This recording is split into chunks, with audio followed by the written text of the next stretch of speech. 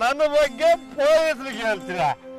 ನನ್ನ ಬಗ್ಗೆ ಪೊಲೀಸರಿಗೆ ಹೇಳಿದ್ರೆ ನೀವೇ ಒಳಗೆ ಹೋಗ್ತೀರಾ? ಯಾಕೆ ಅಂದ್ರೆ ನಾನು ಮತ್ತಲ್ಲಿರೋ CBI. ಯಾಕೆ ಡಿಟೆಕ್ಟಿವ್ ಆಫೀಸರ್ ಅಲ್ವಾ? ತಗೋ, ಗಮ್ಮತ್ ಮಾಡು, ಜಾಗ ಖಾಲಿ ಮಾಡು. ಚಂದ್ರಣ್ಣ, ಇವತ್ತಿನ ಭವಿಷ್ಯ ಈಗ ಪ್ರಾರಂಭ. ಶೆಟ್ರೆ ಬರೋದು ಆಯ್ತು ಮಾರೆ. ಈ ಹಪ್ಪು ಭಾಸ್ಕರ ಬಂದು ಪೂರಾ ಹಾಳು ಮಾಡಿಬಿಟ್ಟ. ಸದಾಶಿವನವರ ಮನೆ ಸಾಲದ್ದು, ಅವರ ಸ್ವಂತದ್ದು, ಅದು ನಮಗೆ ಯಾಕೆ? ಹ ಚಂದ್ರಣ್ಣ, ಇನ್ನೊಂದು ವಿಷಯ ಉಂಟು. ಶೆಟ್ರೆ, ನಿಮ್ ಪುರ್ಸೋತಿರ್ಬೋದು, ಆದ್ರೆ ನಂಗೆ ಟೈಮ್ ಇಲ್ಲ. ಅದೇನ್ ಬೇಗ ಹೇಳಿ. ನೀನು ದೋಸ್ತಿ ಮಾಡಿದ್ಯಲ್ಲ ಆ ಕಾವ್ಯ ಕಿರಣ, ಅವರ ನಡತೆ ಸರಿ ಇಲ್ಲ ಮಾರಾಯ. ಆ ಕಾವ್ಯ ಅಂತೂ ಕೆಟ್ಟು ಕೆರೆ ಹಿಡಿದು ಹೋಗಿದ್ದಾಳೆ. ನೀನು ಅವರ ಜೊತೆ ತಿರುಗುವುದರಿಂದ ನಿನಗೆ ಈಗ ಬಂದ ಹೆಸರುಂಟಲ್ಲ, ಅದೆಲ್ಲ ನೀರಿನಲ್ಲಿ ಮಾಡಿದ ಹೋಮದಾಗೆ ಆಗ್ತದೆ. ಯಾವುದಕ್ಕೂ ನೀನು ಒಮ್ಮೆ ಯೋಚನೆ ಮಾಡುದು ಒಳ್ಳೇದಾ ಅಂತ. ಹಾಗಂತೀರಾ ಶೆಟ್ರೆ? ಹುಡುಗಿನ ನೋಡಿದ್ರೆ ನಂಗೆ ಹಾಗ ಅನ್ಸ್ತಾ ಇಲ್ಲ. ಬೊಗಳು ನಾಯಿ ಕಚ್ಚುವುದಿಲ್ಲ, ಕಚ್ಚುವ ನಾಯಿ ಬೊಗಳುವುದಿಲ್ಲ, ಇದು ಸತ್ಯ. ನಿನ್ನ ಅಣ್ಣನನ್ನು ಎದುರು ಹಾಕೊಂಡ್ರೆ ನೀನು ಪಚ್ಚ. ಬೇಕಿದ್ರೆ 100 ಸಲ ಯೋಚನೆ ಮಾಡು. ನಿನಗೆ ಗಂಡಾಂತರ ಗ್ಯಾರಂಟಿ ಮಾತ್ರ, ಇಷ್ಟು ಹೇಳಬಲ್ಲೆ.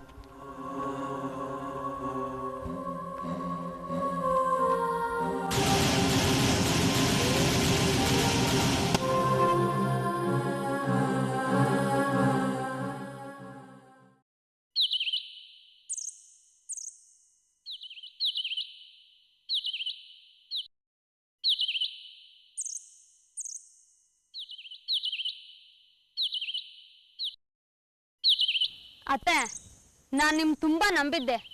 ನೀವೊಬ್ರೇ ನಂಗೆ ಭರವಸೆ ಆಗಿದ್ರಿ. ನೀವು ನಂಗೆ ಮೋಸ ಮಾಡ್ಬಿಟ್ರಲ್ಲ. ಏನ ರೋಹಿಣಿ, ಪುನಃ ಶುರು ಮಾಡಿದ್ಯಾ? ಏನಾಗಿದೆ ನಿಂಗೆ? ನಂಗೇನು ಆಗಿಲ್ಲ, ನಿಮ್ಗೇನಾಗಿದೆ ಹೇಳಿ. ನಂಗೆ ನ್ಯಾಯ ಕೊಡಿಸ್ತೀನಿ ಅಂದ್ರಿ, ಈಗ ಆ ಮಾತೇ ಎತ್ತಾ ಇಲ್ಲ. ನೋಡು ಕುಸೆ, ಸ್ವಲ್ಪ ತಾಳ್ಮೆ ಬೇಕು. ನಂಗ್ ತಾಳ್ಮೆ ಇಲ್ಲ, ಹಾಗೆ ತಿಳ್ಕೊಳ್ಳಿ. ಒಟ್ನಲ್ಲಿ ನಂಗೆ ವಿಷಯ ಇತ್ಯರ್ಥ ಆಗ್ಬೇಕಷ್ಟೇ. ರೋಹಿಣಿ, ಬಾಯಿಗೆ ಬಂದ ಹಾಗೆ ಮಾತಾಡಬೇಡ. ಹೊಂದಾಣಿಕೆ ಮಾಡ್ಕೊಂಡು ನೀನು ಇಲ್ಲಿ ಇರೋದಾದ್ರೆ ಇರು. ದಿನೇಶ, ಹಂಗಂತ ಕೇಳ್ತೀಯ? ಮಾತು ಮನೆ ಕೆಡಿಸ್ತು, ತೂತು ಒಲೆ ಕೆಡಿಸ್ತು ಅನ್ನೋ ಗಾದಿಲ್ಯ. ಮಾತಿನಿಂದ ವಿನಾಶ ಕಟ್ಟಿಟ್ಟು ಬುತ್ತಿ, ಗೊತ್ತಾತನ? ಈಗ ಅಗತ್ಯ ಬೀಳ್ತಾ ಇದ್ದು ಅದಕ್ಕೆ ಮಾತಾಡ್ತಿ. ಮದುವೆ ಆಗಿ 1 ವರ್ಷ ಆತು. ಇಲ್ಲಿವರೆಗೆ ಎಂಥ ನೋವು ಬಂದರೂ ಸಹಿಸ್ಕೊಂಡಿರ್ಲಿ ನಾನು. ಅವಳ ಮನ್ಸಿ ನೋವಾಗ ಹಂಗೆ ಯಾವತ್ತಾರು ನಡ್ಕೈನ್ ನಾನು. ಯಾಕೆ ರೋಹಿಣಿ, ಇಷ್ಟು ದಿನ ಇಲ್ಲದೆ ಇದ್ದ ರಗಳೇನ ಈಗ ತೆಗಿತಾ ಇದೀಯಾ? ಇದಕ್ಕೆಲ್ಲ ನೀವೇ ಕಾರಣರು, ನೀವೆಲ್ರು. ಅಂತ ಅಪರಾಧ ನಾವೇನ್ ಮಾಡಿದ್ದೇವೆ? ಸುಮ್ಮನೆ ಹೆಗಲಾಡ್ತಾ ಇದೆಯಲ್ಲ. ಈ ಮನೇಲಿ ನೀವೆಲ್ಲ ಒಂದು, ನಾನೊಬ್ಳೊಂದು ಅಲ್ವಾ? ಏನೇ ಅಂದೆ? ಅಪ್ಪ,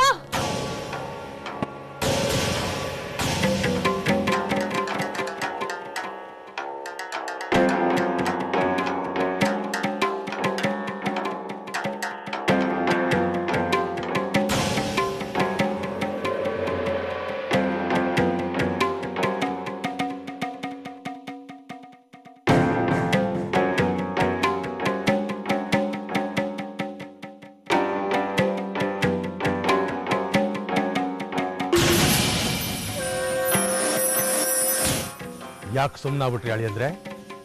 ಮುಂದುವರ್ಸಿ ನಿಮ್ಮ ಪುರುಷ ಪ್ರತಾಪನ. ಮಾವಯ್ಯ, ಯಾವಾಗ ಬಂದ್ರಿ? ಹೊತ್ತು ಕಳೆದೋಯ್ತು ಅಳಿ ಅಂದ್ರೆ. ನಿಮ್ಮ ಸಂಸಾರದ ದೊಂಬರಾಟ ಶುರುವಾಯ್ತಲ್ಲ, ಆಗ್ಲೇ ನಾನು ಇಲ್ಲಿದ್ದೆ. ನೀವು ತಪ್ಪು ತಿಳ್ಕೊಂಡಿದ್ದೀರಿ. ಹಾಗೇನಿಲ್ಲ, ಇವತ್ತು ಮಾತ್ರ. ಸಾಕು, ಸುಮ್ಮನೆ ಇರ್ರಿ. ಏನೋ ಗೌರವಸ್ಥರು, ಶಾಸ್ತ್ರ ಸಂಪ್ರದಾಯಗಳನ್ನ ಪಾಲಿಸ್ಕೊಂಡ್ ಬಂದಿರೋ ಸಾತ್ವಿಕರು ನಿಮ್ಮ ಮನೆಯಲ್ಲಿ ನನ್ನ ಮಗಳು ಸುಖವಾಗಿರ್ತಾಳೆ ಅನ್ಕೊಂಡಿದ್ದೆ. ಆದ್ರೆ ನಿಮ್ಮ ಯೋಗ್ಯತೆ ನೋಡೋ ದೌರ್ಭಾಗ್ಯ ಇವತ್ತು ನನಗೆ ಸಿಕ್ತು. ಅದು ನನ್ನ ದುರಂತ. ರೋಹಿಣಿ, ನಿಜ ವಿಷಯ ಏನು ಅಂತ ನೀನಾದ್ರೂ ಹೇಳೇ ಮಾರಾಯ. ಅವಳು ಏನ್ ಹೇಳೋದು ಅಳಿ ಅಂದ್ರೆ, ಅಸಲಿ ವಿಷಯ ಏನು ಅಂತ ನಾನು ಮುಂಚೆನೆ ಸಂಗ್ರಹ ಮಾಡ್ಕೊಂಡು ಬಂದಿದ್ದೆ. ಕಣ್ಣಾರೆ ಪರಾಮರ್ಶ್ ನೋಡೋದೊಂದು ಬಾಕಿ ಇತ್ತು, ಇವತ್ತು ಅದು ಆಗೋಯ್ತು. ಅದು ಹಾಗಲ್ಲ, ಇದೊಂದು ಕಾಕ್ತಾಳಿ ಅಷ್ಟೇ. ನಿಮ್ಮ ಬುದ್ಧಿವಂತಿಕೆಯನ್ನ ಎಲ್ಲಿ ಪ್ರದರ್ಶನ ಮಾಡಬೇಕು ಅಲ್ಲಿ ಪ್ರದರ್ಶನ ಮಾಡಿ. 7 ಸಮುದ್ರದ ನೀರು ಕುಡಿದಿರೋ ತಿಮಿಂಗಲ ಈ ಸೋಮಶೇಖರ. ಮೀನಿನ ತರ ಇರೋ ನೀವು ನನ್ನನ್ನು ತೀವೇಕ್ ಬರಬೇಡಿ.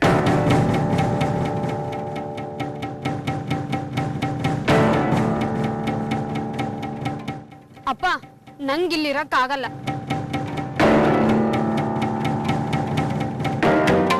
ಅದಕ್ಕೆ ಬಂದಿದ್ದ ಮಗಳೇ, ಈ ನರಕದಿಂದ ನಿನಗೆ ನಿವೃತ್ತಿ ಕೊಡೋದಕ್ಕೆ.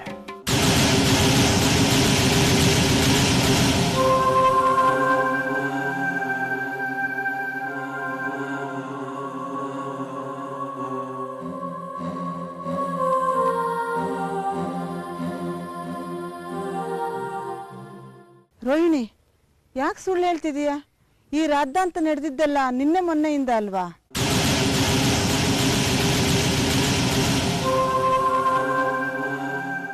ನಿನ್ನೆ ಮೊನ್ನೆವರೆಗೂ ಚೆನ್ನಾಗೇ ನೋಡ್ಕೊಂಡಿದ್ದೀವಿ. ನೀವು ನೋಡ್ತಾ ಇರೋದು ಅರ್ಧ ಸತ್ಯ ಮಾತ್ರ. ವೆಂಕಟೇಶ ಇನ್ನೋರೆ, ಅರ್ಧ ಸತ್ಯ ಯಾವುದು ಪೂರ್ತಿ ಸತ್ಯ ಯಾವುದು ಅನ್ನೋದನ್ನ ಸತ್ಯದ ಬೆಂಕಿನಲ್ಲೇ ಮೈ ಕಾಯಿಸ್ಕೊಡೋ ಈ ಸೋಮಶೇಖರ ಹಿಂಗೆ ನೀವು ತಿಳಿಸ್ಕೊಡೋ ಅವಶ್ಯಕತೆ ಇಲ್ಲ. ರೋಹಿಣಿ, ನೀನು ಬಟ್ಟೆ ಬರೆಲ್ಲ ತಗೋ, ಮನೆಗೆ ಹೋಗೋಣ. ಮಾವಯ್ಯ, ಮಾವಯ್ಯ, ನಾನು ನಿಮ್ಮ ಹತ್ರ ದೈನ್ಯದಿಂದ ಬೇಡ್ಕೋತಾ ಇದ್ದೀನಿ. ಇದು ಅಂಥ ದೊಡ್ಡ ಸಮಸ್ಯೆ ಏನಲ್ಲ. ನಾವೇ ಪರಿಹಾರ ಮಾಡ್ಕೋತೀವಿ. ಹೀಗೆ ನೀವು ಏಕಾಏಕಿ ಇಂಥ ನಿರ್ಧಾರ ತಗೊಂಡ್ರೆ ನಮಗೆಲ್ಲ ಸ್ವಲ್ಪ ತೊಂದರೆ ಆಗುತ್ತೆ. ಅಳಿಯಂದ್ರೆ, ನಿಮ್ಮ ಮನೆಯಲ್ಲಿ ನನ್ನ ಮಗಳು ಎಷ್ಟು ಚೆನ್ನಾಗಿದ್ದಾಳೆ, ನೀವು ಎಷ್ಟು ಚೆನ್ನಾಗಿ ನೋಡ್ಕೋತಾ ಇದ್ದೀರಿ ಅನ್ನೋ ವಿಷಯನ ಸಂಗ್ರಹಿಸ್ಕೊಂಡೆ ನಾನು ಇಲ್ಲಿಗೆ ಬಂದಿದ್ದು. ನಿಮ್ಮ ನಯ ನಾಜೂಕಿನ ಮಾತುಗಳನ್ನ ಬೇರೆಯವ್ರ ಹತ್ರ ಹೇಳಿ ಮರಳು ಮಾಡಿ, ನನ್ನ ಹತ್ರ ಬೇಡ. ರೋಹಿಣಿ, ಗಿಳಿಯು ಪಂಜರದೋಳಿಲ್ಲ ರಾಮ, ಗಿಳಿಯೋ ಪಂಜರದೋಳಿಲ್ಲ, ಬರಿದೆ ಪಂಜರವಾಯಿತಲ್ಲ ರಾಮ ರಾಮ, ಬರಿದೆ ಪಂಜರವಾಯಿತಲ್ಲ ರಾಮ ರಾಮ, ಗಿಳಿಯು ಪಂಜರದೋಳಿಲ್ಲ ಹೇ ರಾಮ, ಗಿಳಿಯು ಪಂಜರದೋಳಿಲ್ಲ. ನಿಮಗೆ ಹೇಗೆ ಬುದ್ಧಿ ಕಲಿಸಬೇಕು ಅಂತ ನನಗೆ ಗೊತ್ತು, ಕಲಿಸ್ತೀನಿ, ನೋಡ್ತಾ ಇರಿ. ಅಲ್ಲ ಮಾವಯ್ಯ,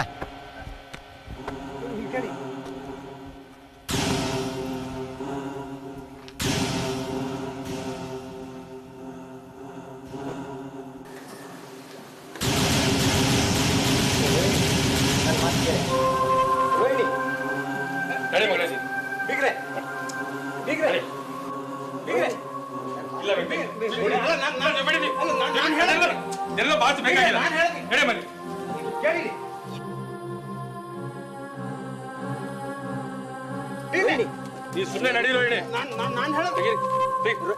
ರೋಹಿಣಿ, ಬರ ಈ ಕಡೆ, ಬರ.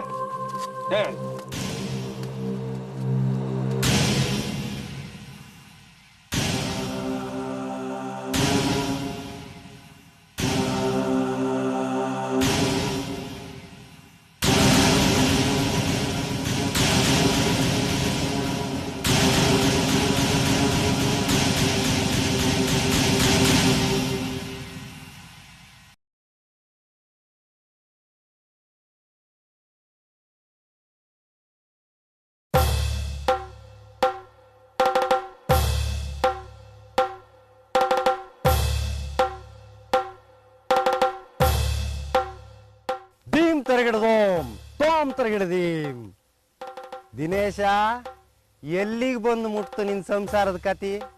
ನಿನಗೆ ಮದುವೆ ಆಗಿದ್ದೆ ಒಂದು ಅಹಂಕಾರ ಕಾರಣ ಇತ್ತಲ್ದ. ನಿನ್ನ ಸಂಸಾರದ ಗತಿ ನರ್ಕ ಆಯ್ಕ.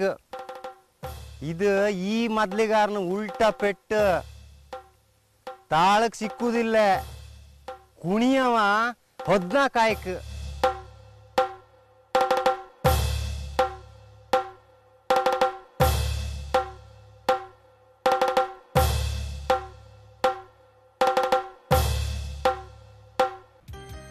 ಹೀಗಿದೆ ನೋಡಿ, ಆ ಕರುಣಾಕರ್ ಶೆಟ್ಟರ್ ಮಾತುಗಳನ್ನು ಕೇಳಿದ್ರೆ ನಗ್ಬೇಕೋ ಅಳ್ಬೇಕೋ ನನಗೆ ಗೊತ್ತಾಗ್ತಾ ಇಲ್ಲ. 1-2 ತಿಂಗಳಿಂದ ನಾನು ಕಿರಣ ಇಬ್ಬರೇ ಅನುಭವಿಸ್ತಾ ಇರೋ ನೋವು ನಮಗೆ ಗೊತ್ತು. ಚಂದ್ರಣ್ಣ, ಇದ್ರಲ್ಲಿ ನಮ್ಮ ಯಾವ ತಪ್ಪು ಇಲ್ಲ. ಸೋಮಶೇಖರ್ ಶಿಷ್ಯಂದ್ರು ಅಪಪ್ರಚಾರನ ಮೊದಲು ಹುಟ್ಟಾಕಿದ್ರು. ಊರಲ್ಲಿ ಇದನ್ನ ಕೆಲವರು ಹಬ್ಬಿಸಿದ್ರು. ನಾವು ಪರಸ್ಪರ ನಮ್ಮ ನಡುವೆ ತುಂಬಾ ಆತ್ಮವಿಶ್ವಾಸದಿಂದ ಇದೀವಿ. ಆದ್ರೂ ಜನ ನಮ್ಮಿಬ್ಬರ ಬಗ್ಗೆ ಕೆಟ್ಟದಾಗ ಮಾತಾಡ್ತಾರೆ. ನಿನ್ನ ಸಮಸ್ಯೆಗಳಿಗೆ ನಿನ್ನ ಮಾತಲ್ಲೇ ಉತ್ತರ ಇದೆ. ನಿಮ್ಮಿಬ್ರು ನಡತೆ ಚೆನ್ನಾಗಿದೆ ಅಂದ್ರೆ ಜನಕ್ಕೆ ಯಾಕೆ ನೀವು ಹೆದರ್ಬೇಕು? ಆದ್ರೆ ಈ ಎಲ್ಲದರ ಪರಿಣಾಮದಿಂದಾಗಿ ಹೆತ್ತೋರ್ ಕೆಂಗಣ್ಗೆ ಗುರಿ ಆಗ್ತಾ ಇದೀವಿ. ಅವ್ರು ಹೇಳ್ತಾ ಇರೋದ್ರೊಳಗೂ ತಪ್ಪಿಲ್ಲ ಅಲ್ವಾ? ಗಾಬರಿ ಆಗ್ಬೇಡಿ. ಒಂದು ಪ್ರೀತಿ ಯಾವತ್ತು ಯಶಸ್ಸು ಪಡಿಬೇಕು ಅಂದ್ರೆ ಹೆತ್ತವ್ರ ಆಶೀರ್ವಾದ ಇರಬೇಕು. ಆದ್ರೂ ಚಂದ್ರಣ್ಣ ಅವರು ಅವರ ನಿಲುವುಗಳಿಗೆ ಬದ್ಧರಾಗಿದ್ರೆ ಕಾಯ್ಬೇಕು. ಯಾರಿಗ್ ತಾಳ್ಮೆ ಇಲ್ಲೋ ಅವ್ರು ಪ್ರೀತಿನೇ ಮಾಡಬಾರ್ದು. ಸರಿಯಾಗಿ ಹೇಳಿದ್ರಿ ಚಂದ್ರಣ್ಣ, ನಿಮ್ಮ ಮಾತಲ್ಲಿ ನಿಜ ಇದೆ. ಅಲ್ಲದೆ ಈಗ ನಾವಿಬ್ರು ತಗೊಂಡಿರೋ ನಿರ್ಧಾರ ಕೂಡ ಹಾಗೇ ಇದೆ.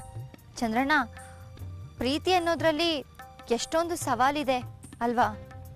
ಸವಾಲು ಜೀವನದ ಜೊತೆಗೇ ಇದೆ. ಪ್ರೀತಿ ಜೀವನದ ಒಂದು ಭಾಗ ಆಗಿರೋದ್ರಿಂದ ಕಷ್ಟ ನಿಷ್ಠೂರಗಳು ಇದ್ದಿದ್ದೆ. ಸವಾಲು ಯಾವ್ದ್ರೊಳಗಿಲ್ಲ ಹೇಳು ಕಾವ್ಯ. ಅದು ಸರಿನೇ ಬಿಡಿ. ಕಾವ್ಯ, ಚಂದ್ರಣ್ಣನ ಹತ್ರ ಸ್ವಲ್ಪ ಹೊತ್ತು ಮಾತಾಡಿದ್ರು ಮನ್ಸಿಗೇನೋ ಒಂಥರ ಸಮಾಧಾನ. ಹಾಗೇನಿಲ್ಲ, ತಿಳಿದಿದ್ದನ್ನ ಹೇಳಕ್ಕೆ ಹಿಂಜರಿಕೆ ಇರಬಾರ್ದು. ಹಾಗೆ ಅದು ಬುಡ್ಬುಡ್ಕೇನೋ ಆಗ್ಬಾರ್ದು ಅಷ್ಟೇ. ಅದ್ ಸರಿ, ಆ ಸೋಮಶೇಖರಯ್ಯ ಏನಂತ ಚಂದ್ರಣ್ಣ? ಸೋಮಶೇಖರಯ್ಯ ಸದ್ಯ ಕಮಕ್ಕಿಮಕ್ಕನ್ನಲ್ಲ ಬಿಡಿ. ಹಾಗಂತೀರಾ? ಖಂಡಿತ ಆ ಬಗ್ಗೆ ವ್ಯವಸ್ಥೆ ಮಾಡಿದೀನಿ. ಕಾವ್ಯ, ಇನ್ನೇನು ಯೋಚನೆ ಮಾಡ್ಬೇಡ. ಆ ಸೋಮಶೇಖರ ಇನ್ ಯಾವುದೇ ರೀತಿಯಲ್ಲೂ ನಿಂಗೆ ತೊಂದರೆ ಕೊಡಲ್ಲ. ಅಷ್ಟಾದ್ರೆ ಸಾಕು. ನಮ್ಮಪ್ಪಯ್ಯ ಪುನಃ ಪ್ರವಚನ ಕಲೆ ಅಂತ ನಗ್ನಗ್ತಾ ಓಡಾಡಿದ್ರೆ ನನ್ ಮನ್ಸ್ಗೂ ಸಮಾಧಾನ. ಖಂಡಿತ ಆಗುತ್ತೆ. ಮತ್ತೆ ಚಂದ್ರಣ್ಣ, ನಮ್ಮೂರಲ್ಲಿ ಒಂಥರ ಅಪಶಕುನದ ವಾಸನೆ ಹೊಡಿತಾ ಇದೆ. ಹೌದು, ಗುಲಾಬಿ ಸತ್ತಿದ್ದು, ನನ್ನ ಫ್ರೆಂಡ್ ಶಾಲಿನಿ ಇದ್ದಕ್ಕಿದ್ದಾಗೆ ನಾಪತ್ತೆ ಆಗಿದ್ದು, ಆಮೇಲೆ ಶೃಂಗೇರಿಲಿ ಅವಳು ಬಹಿರಂಗವಾಗಿ ನೋಡೋಕೆ ಸಿಕ್ಕಿದ್ದು, ಇದೆಲ್ಲ ಪ್ರಶ್ನೆಗಳಾಗೆ ಉಳಿದು ಬಿಟ್ಟಿದೆ. ಕಾವ್ಯ, ಇದು ಬರೀ ಕಾನೂನು ವ್ಯವಸ್ಥೆಗಳಿಂದ ಪರಿಹಾರ ಸಮಸ್ಯೆ ಅಲ್ಲ. ಊರಲ್ಲೂ ಪ್ರಯತ್ನಗಳು ಆಗ್ಬೇಕು. ನಾನೀಗಾಗ್ಲೇ ಆ ಬಗ್ಗೆ ಮಾಹಿತಿ ಸಂಗ್ರಹಿಸಿದ್ದೀನಿ. ಪೊಲೀಸ್ ಇಲಾಖೆಗೆ ನಮ್ಮ ನೆರವು ಕೊಡಬೇಕಾಗತ್ತೆ. ಈ ಬಗ್ಗೆ ಈಗಾಗಲೇ ಒಂದು ದೊಡ್ಡ ತಂತ್ರ ಮಾಡಿದ್ದೀನಿ. ಆಮೇಲೆ ಚಂದ್ರಣ್ಣ, ಇದೆಲ್ಲದ್ರ ಜೊತೆಗೆ ಆಕಾಶಕ್ಕೆ ಚಾಚಿರುವ ಗಿರಿಯ ಗುರಿಯಾಗಿರುವ, ಆಕಾಶಕ್ಕೆ ಚಾಚಿರುವ ಗಿರಿಯ ಗುರಿಯಾಗಿರುವ, ಆಕಾರದೇ ಬಲವಿರುವ ಉರಿವ ಕಿಡಿಯ ಕೆಚ್ಚಿರುವ, ಆಕಾರದೇ ಬಲವಿರುವ ಉರಿವ ಕಿಡಿಯುವ ಕೆಚ್ಚಿರುವ, ಯುವಕರೆಲ್ಲ ಹೊರಟರೆ ನಾನು ಅದೇ ಸತ್ಯ ಮಾರ್ಗ, ಅದೇ ಸತ್ಯ. ಗಿಳಿಯು ಪಂಜರದೋಳಿಲ್ಲ ರಾಮ, ಗಿಳಿಯೋ ಪಂಜರದೋಳಿಲ್ಲ, ಬರಿದೆ ಪಂಜರವಾಯಿತಲ್ಲ ರಾಮ ರಾಮ, ಬರಿದೆ ಪಂಜರವಾಯಿತಲ್ಲ ರಾಮ ರಾಮ, ಗಿಳಿಯೋ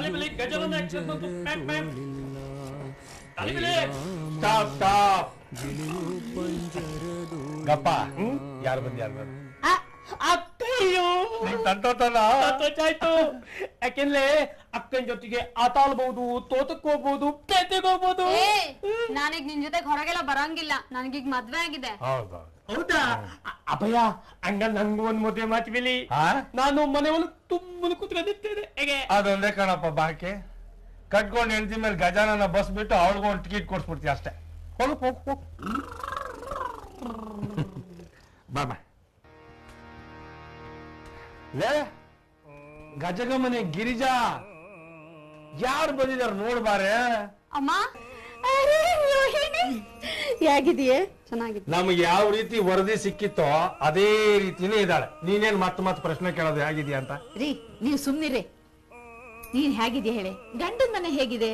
ಅತ್ತೆ ಮಾವ ಹೇಗಿದ್ದಾರೆ? ಅತ್ತೆ ಮಾವ ಚೆನ್ನಾಗಿದ್ದಾರೆ, ಗಂಡನೂ ಅಷ್ಟೇ. ಏನಮ್ಮ ಏನೇನೋ ಹೇಳ್ತಾ ಇದ್ಯಲ್ಲ, ಬೆಳಿಗ್ಗೆ ನಾನು ನೋಡಿದ್ದು. ತಮಾಷೆ ಅಂದ್ರೆ ನಾವ್ ಜಗಳಾಡಿದ್ ಒಂದೆರಡು ಸಲ ಮಾತ್ರ. ಅದೇ ಸಮಯಕ್ಕೆ ಸರಿಯಾಗಿ ಅಪ್ಪ ಬಂದಿದ್ದಾರೆ. ಅಷ್ಟ್ ಚೆನ್ನಾಗಿದ್ದೀರಾ? ಪರವಾಗಿಲ್ಲ, ಸಂತೋಷ ಕಣೆ. ನಾನು ಬೇರೆ ಬೇರೆ ವಿಷಯ ಕೇಳಿ ಹೆದರಿದ್ದೆ ಕಣೆ. ಈಗ ತಾನ್ ಬಂದ್ಯಾಳೆ, ಇಲ್ಲೇ ನಿಲ್ಸ್ಕೊಂಡ್ ಮಾತಾಡಿಸ್ತೀಯ, ಒಳಗ್ ಕಳಿಸ್ತೀಯ. ಇನ್ನೋಗ ಮನೇನು ಬಟ್ಟೆ ಬದಲ ಸ್ನಾನ ಮಾಡಿ. ಹೆಂಗಸರಿಗೆ ಮಾತು ಬಿಟ್ರೆ ಬೇರೆ ಏನಿಲ್ಲ. ವೆಂಕಟೇಶಯ್ಯ, ನನ್ನ ಮಗಳಿಗೆ ತೊಂದರೆ ಕೊಟ್ಟಿದ್ಯಲ್ಲ, ನಿನ್ನ ಕುಟುಂಬಕ್ಕೆ ಒಂದು ವ್ಯವಸ್ಥೆ ಮಾಡೇ ಮಾಡ್ತೀನಿ. ರೀ, ನಿಮ್ಮ ಹತ್ರ ನಾನು ಒಂದ್ ಪ್ರಶ್ನೆ ಕೇಳಲ್ಲ? ಬಹಳ ದಿನದ ಮೇಲೆ ಕೇಳ್ತಿದ್ಯಾ, ಕೇಳ. ಜೀವನದಲ್ಲಿ ಒಟ್ಟು ಎಷ್ಟು ಜನರಿಗೆ ನೀವು ವ್ಯವಸ್ಥೆ ಮಾಡಬೇಕು ಅಂತ ಇದ್ದೀರಾ? ನಿನ್ಗೆ ಯಾಕದೆಲ್ಲ? ನೀವು ಎಷ್ಟು ವ್ಯವಸ್ಥೆ ಮಾಡ್ತಿರೋ ನಮ್ಮಲ್ಲಿ ಅಷ್ಟು ಅವ್ಯವಸ್ಥೆ ಆಗ್ತಾ ಇದೆ. ಏಯ್, ಅಪಶಕನದ ಅಪರಾವತಾರ, ಹೋಗಿ ಕೆಲಸ ನೋಡೆ. ದಿನೇಶ, ನನ್ನ ಮಗಳ ಮೇಲೆ ಕೈ ಮಾಡಿದ್ಯಲ್ಲ, ನೋಡ್ತಾ ಇರೋ ನಾನೇನು ಮಾಡ್ತೀನಿ ಅಂತ. ನೀನೇ ನನ್ನ ಮಗಳ ಸೆರೆಗಿಡ್ಕೊಂಡು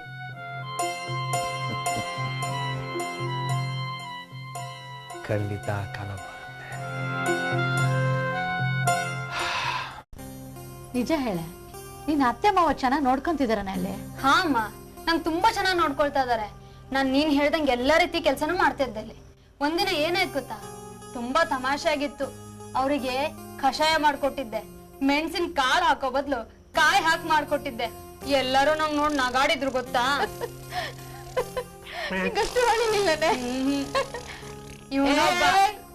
ರಾತ್ರಿ ಆದ್ರೂ ನೀನು ಆ ಬಸ್ ಬಿಡ ನಿಲ್ಲಿಸೋದಿಲ್ವಲ್ಲ, ಹೋಗ್ ಮಾಡ್ಕೋಗೆ. ನೀವೇನ್ ಮಲ್ತಾ ಇದ್ದಿಲ್ಲಿ? ನಾವೇನೋ ಮಾಡ್ತಾ ಇದೀವಿ, ಹೋಗ ನೀನು ಮಲ್ಕ ಹೋಗ. ನಾನು ಮಾತಾಡ್ಬೇಕು. ಎಂತ ಮಾತಾಡುದು? ಎಂತ ಮಾತಾಡುದು ಹೇಳ? ಅಯ್ಯೋ ಬಂಡೆಗೆ ಎಂತ ಹೊಳಿತೀವಿ. ಹೋಗ್, ನಿನ್ ಗಾಡಿಲಿ ಪೆಟ್ರೋಲ್ ಖಾಲಿ ಆಗಿಲ್ವಾ? ನಾ ಡೀಸೆಲು ದಿದ್ದೆಲ್ಲ ಹಾಕಿತ್ತೀಯಾ? ಹೋಗು ಮಲ್ಕೋ. ನೀಲ್ ಮಿಕ್ಸ್ ಮಾಡಿ ಹೊಲಿತೇನೆ. ನಾಳೆ ಬೆಳಿಗ್ಗೆ ಮಾತಾಡ್ ಹೋಗು. ಇವನೊಬ್ಬ ಯಾವಾಗ ಸುಧಾರಿಸ್ತಾನ ಏನೋ. ನಂಗೆ ಬೇರೆ ಬೇರೆಯವ್ರು ಏನೇನೋ ಹೇಳಿದ್ ನೋಡಿ ಭಯ ಆಗಿತ್ ಕಣೆ.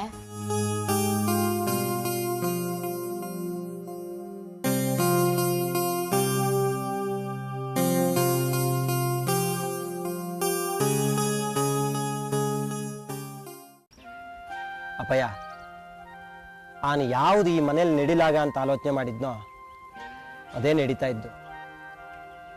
ನಾವು ಯಾವ ಜನ್ಮದಲ್ಲಿ ಯಾರ ಮನೆ ಹಾಳು ಮಾಡಿದ್ವೋ ದೇವ್ರು ನಮಗೆ ಈಗ ಆ ಶಿಕ್ಷೆ ಕೊಟ್ಟಿದ.